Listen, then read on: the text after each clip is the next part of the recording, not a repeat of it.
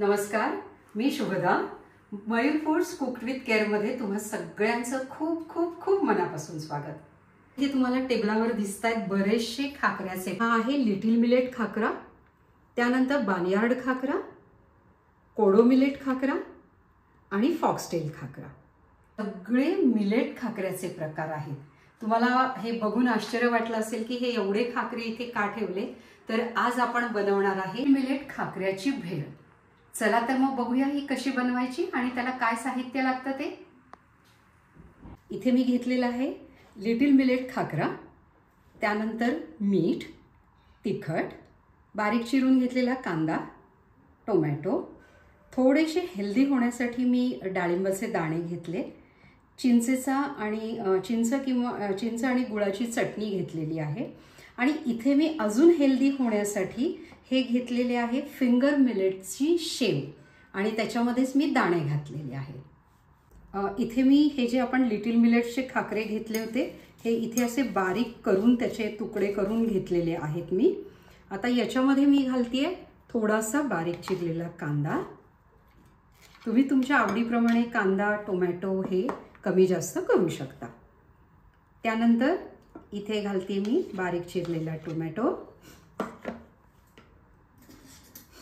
नंतर थोडंसं तिखट. तुम्हाला तिखट नको असेल तर नाही घातलं तरी काहीच हरकत नाही. नंतर थोडंसं मीठ. त्यानंतर हे मी आधी हलवून घेतेय, सगळं मिक्स करून घेतलं. तुम्हाला तिखट जर हवं असेल अजून तरी तुम्ही घालू शकता. आता याच्यामध्ये मी घालते आहे डाळिंबाचे दाणे. याच्यामध्ये तुम्ही अजूनही हेल्दी होण्यासाठी ॲपल वगैरे सुद्धा घालू शकता. त्याच्यानंतर ही जी शेव घेतलेली आहे मी त्याच्यामध्येच दाणे भाजून घातलेले आहेत, तर थोडीशी शेव पण मी याच्यामध्ये घालते. हे आता परत मी असं सगळं मिक्स करून घेते. हे मिक्स झाल्यावरती आपण याच्यामध्ये घालतोय थोडं चिंच गुळाची जी चटणी बनवली आहे मी ती चटणी घालतोय. ही चटणी मी घरी बनवलेली आहे.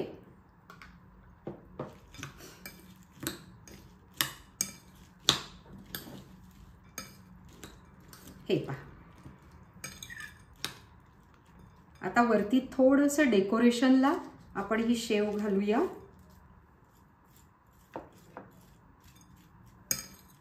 तर अशा प्रकारे आपली लिटिल मिलेट खाकऱ्याची भेळ तयार झाली आहे की नाही. खूप सोपी.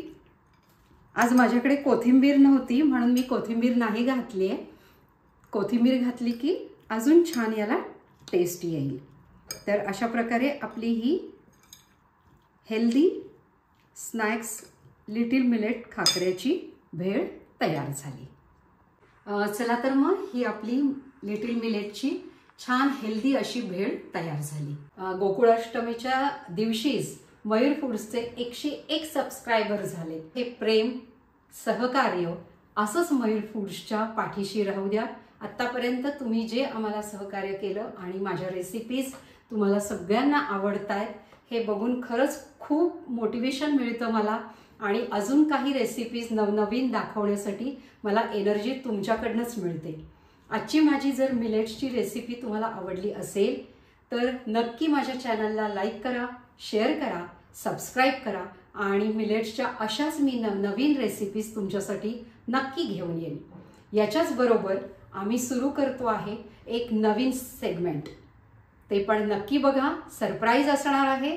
त्यासाठी मयूर फूड्स या चॅनलला लाईक करा, शेअर करा, सबस्क्राईब करा. थँक्यू.